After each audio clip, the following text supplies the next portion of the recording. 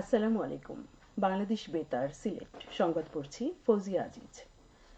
সারা দেশের মতো সিলেটেও বাড়ি বাড়ি গিয়ে ভোটার তালিকা হালনাগাদের কার্যক্রম গতকাল থেকে শুরু হয়েছে, যা চলবে আগামী ৩রা ফেব্রুয়ারি পর্যন্ত। হজরত শাহজালাল রহমতুল্লাহি আলাইহি উচ্চ বিদ্যালয়ে এর উদ্বোধন করেন বিভাগীয় কমিশনার খান মোহাম্মদ রেজাউন নবী। এ সময় আঞ্চলিক নির্বাচন কর্মকর্তা মোহাম্মদ নুরুল আলম, জ্যেষ্ঠ জেলা নির্বাচন অফিসার মোহাম্মদ মঞ্জুরুল আলম উপস্থিত ছিলেন।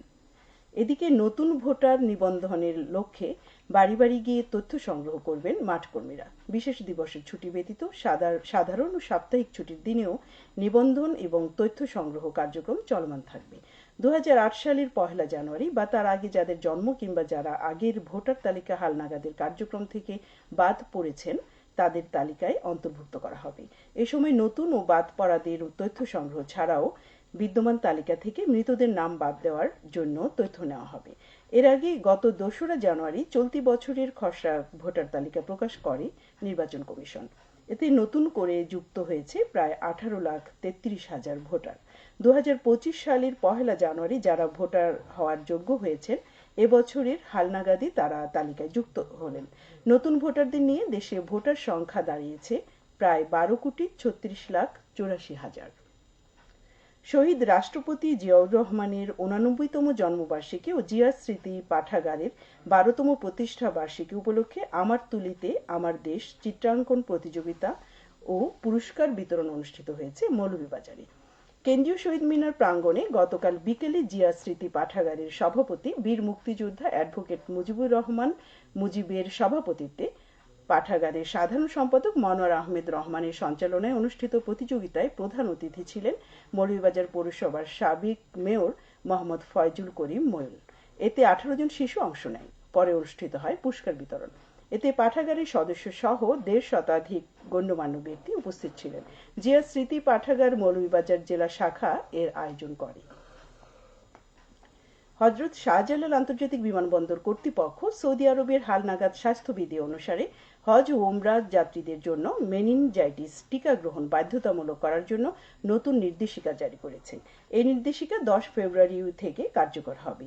নির্দেশিকা অনুসারে এই নিয়মটি হজ, ওমরা বা ভিজিট ভিসায় সৌদি আরবে ভ্রমণকারী সকলের জন্য প্রযোজ্য হবে।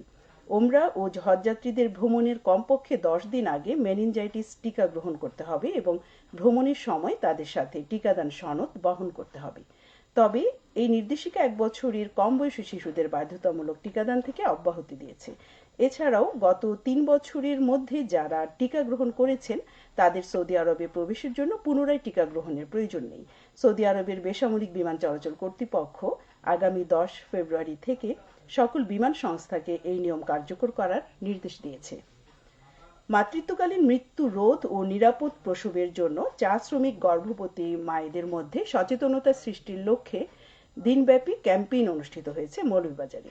আজ সকালে মৌলভীবাজার সদর উপজেলার প্রেমনগর চা বাগানের নাট মন্দির প্রাঙ্গণে আয়োজিত ক্যাম্পেইনে প্রধান অতিথি ছিলেন জেলার civil surgeon doctor Mamunur Rahman. এ সময় প্রসবকালীন এবং প্রসবোত্তর বিনামূল্যে সরকারি বিভিন্ন সেবা গ্রহণ সম্পর্কে শ্রমিকদেরকে অবগত করা হয় এবং সচেতনতা সৃষ্টি করতে পরামর্শমূলক ভিডিও চিত্র প্রদর্শন করা হয়। এতে গর্ভবতী মা সহ ২ শতাধিক নারী চা শ্রমিক উপস্থিত ছিলেন। স্বাস্থ্য শিক্ষা ব্যুরো এর আয়োজন করে। সিলেট জেলা আইনজীবী সমিতির বার্ষিক সাধারণ সভা অনুষ্ঠিত হয়েছে। গতকাল দুপুরে সমিতির ২ নম্বর হলে সভা অনুষ্ঠিত সভায় সমিতির ৮ শতাধিক আইনজীবী উপস্থিত ছিলেন। সমিতির সভাপতি অ্যাডভোকেট অশোক পুরকায়স্থের সভাপতিত্বে অনুষ্ঠিত সভায় ২০২৪ সনের ১লা জানুয়ারি হতে ৩১ ডিসেম্বর ২০২৪ পর্যন্ত অর্থ বছরের বার্ষিক নিরীক্ষা প্রতিবেদন উপস্থাপন করা হয়। সিলেট জেলা আইনজীবী সমিতির সাধারণ সম্পাদক গোলাম ইয়াহিয়া চৌধুরী সুহেল বিভিন্ন উন্নয়নমূলক কর্মতৎপরতার ভিত্তিতে ২০২৪ সনের বার্ষিক প্রতিবেদন সভায় উপস্থাপন করেন। সভা কর্তৃক বার্ষিক প্রতিবেদন সর্বসম্মতভাবে অনুমোদিত ও গৃহীত হয়। পরে নিরীক্ষা প্রতিবেদনটি সর্বসম্মতভাবে সভায় অনুমোদিত ও গৃহীত হয়। নবনির্বাচিত সভাপতি সরোয়ার আহমদ চৌধুরী আবদাল ও নির্বাচিত সাধারণ সম্পাদক মোহাম্মদ জোবায়ের বক্ত জুবের সহ সকল সদস্যবৃন্দকে ফুল দিয়ে বরণ করে নেওয়া হয়। শাইখুল হাদিস আল্লামা ইসহাক আল মাদিনার জানাজার নামাজ সম্পন্ন হয়েছে। গতকাল বিকেল 5টায় সিলেট সরকারি আলিয়া মাদ্রাসা মাঠে তার জানাজার নামাজ অনুষ্ঠিত হয়। তিনি গতকাল সকাল 8টায় নগরীর একটি হাসপাতালে চিকিৎসাধীন অবস্থায় ইন্তেকাল করেন। মদানী ইসলামী বিশ্ববিদ্যালয়ে আরবি ভাষা ও সাহিত্য অনুষদে 1983 সালে স্বর্ণপদকপ্রাপ্ত বিরল সম্মানের অধিকারী আল্লামা ইসহাক আল মাদানী বাংলাদেশের প্রথম ব্যাচের স্কলারশিপ প্রাপ্ত কৃতি শিক্ষার্থী ছিলেন। খেলার খবর অ্যাথলেটিক্স। তারুণ্য উৎসব 2025 উপলক্ষে সিলেট জেলা প্রশাসন ও জেলা ক্রীড়া অফিসের উদ্যোগে জেলা ক্রীড়া সংস্থার সহযোগিতায় অনুষ্ঠিত হয় আন্তঃজেলা অ্যাথলেটিক্স প্রতিযোগিতা। গতকাল আবুল মাল আব্দুল মুহিত ক্রীড়া কমপ্লেক্স মাঠে দিনব্যাপী এই প্রতিযোগিতায় নতুন বাংলাদেশ গড়ার লক্ষ্যে এসো দেশ বদলাই পৃথিবী বদলাই প্রতিপাদ্যে জেলার 13টি উপজেলা ও একটি সিটি কর্পোরেশনের অ্যাথলেটরা অংশগ্রহণ করে। এই প্রতিযোগিতায় নির্বাচিতদের নিয়ে গঠিত জেলা অ্যাথলেটিক্স দল আগামী 24 জানুয়ারি বিভাগীয় পর্যায়ের প্রতিযোগিতায় হবিগঞ্জ, মৌলভীবাজার ও সুনামগঞ্জের অ্যাথলেটদের সাথে প্রতিদ্বন্দ্বিতা করবে। সবশেষে আবহাওয়া। রাত 1টা পর্যন্ত পূর্বাভাসে বলা হয়েছে সিলেট সহ পার্শ্ববর্তী এলাকায় আজ কোনো সতর্কবাণী নেই এবং কোনো সংকেতও দেখাতে হবে না। আজ সিলেটে সূর্যোদয় হয়েছে 6টা 39 এবং সূর্য অস্ত যাবে সন্ধে 5টা 29। সংবাদ শেষ হলো। আমাদের পরবর্তী স্থানীয় সংবাদ প্রচারিত হবে সন্ধে 7টায়।